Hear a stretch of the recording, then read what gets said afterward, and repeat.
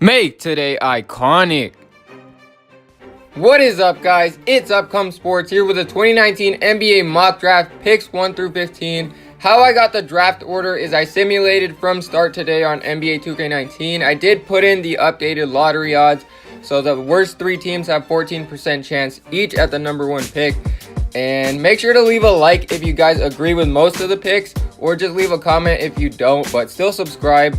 And we're going to start it off with the New York Knicks, who did get the number 1 pick in this simulation. And really, there's no question what the pick is going to be here if the Knicks get the number 1 pick.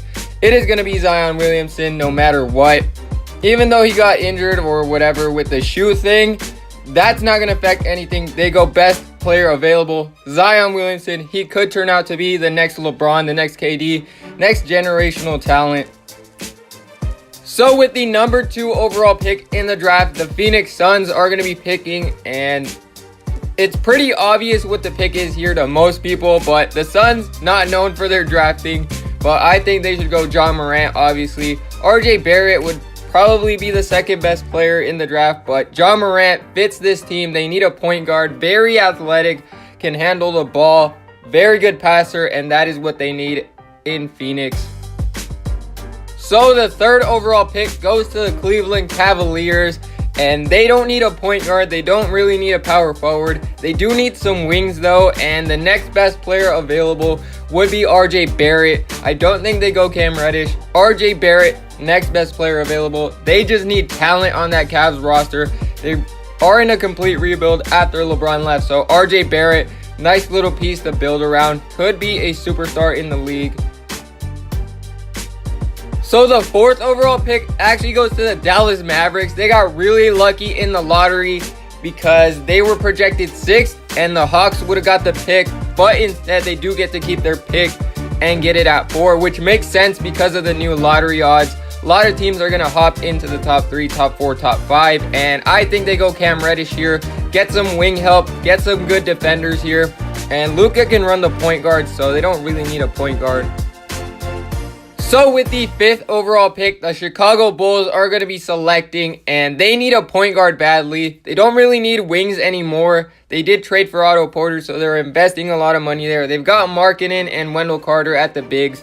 So I think they go the next best point guard available, which is Darius Garland. I know he did get injured, but I don't think that's going to affect his draft stock too much. I think the Bulls take a chance on him. He has a lot of potential and fits this team very nicely.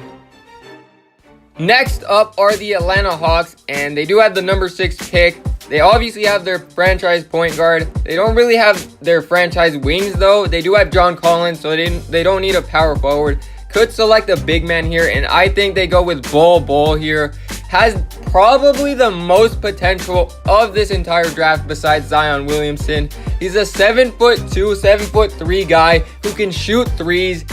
Insane alongside Trae Young.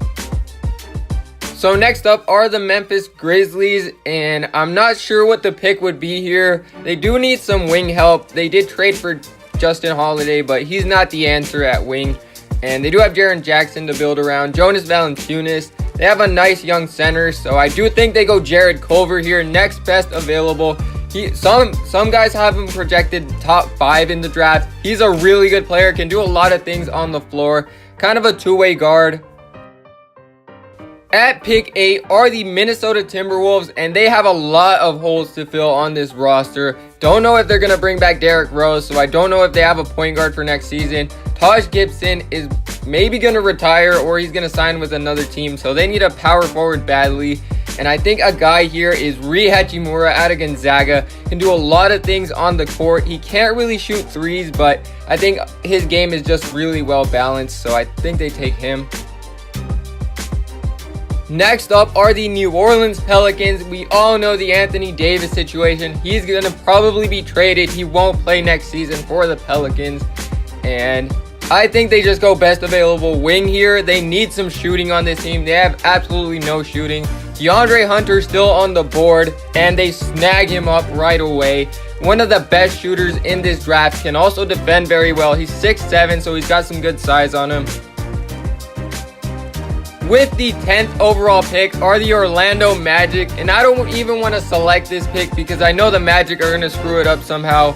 I mean, how do you draft Mo Bamba and you don't trade Vucevic?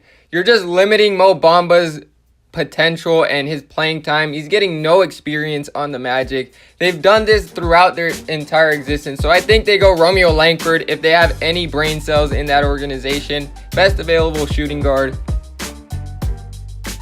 Wizards are up next, and this team, I don't know what's going on with this team. They're not in tank mode, they're just mediocre. John Wall is going to be out for most of next season, so I would go point guard, but this draft is not point guard heavy. So we're going to go probably best available guard in that case. And we're going to go Kevin Porter Jr. out of USC, a 6'6 shooting guard, can also play the small forward, and he's one of the better wings in this draft. So the same thing goes for the Charlotte Hornets. I would go point guard here just in case Kemba leaves, but the point guards, I'm not willing to take that risk with a point guard not heavy draft, if that makes any sense. So I'm going to go with a big man here, Jackson Hayes out of Texas. Kind of like Mo Bamba, reminds me a little bit of him, only that he's 6'11", a lot less of a wingspan, but can be a great defender in the NBA. So up next are my Los Angeles Lakers, and sadly this season did not go as planned, so we are going to have a lottery pick, but I mean that could be a good thing. We weren't going to win it all with this roster, so that could be a blessing in disguise, who knows, but we're going to go Brandon Clark here. We need some inside presence on the defensive side of the ball, and he's out of Gonzaga, very experienced player, and he is going to be an elite defender off the bat. Doesn't really have too much potential though.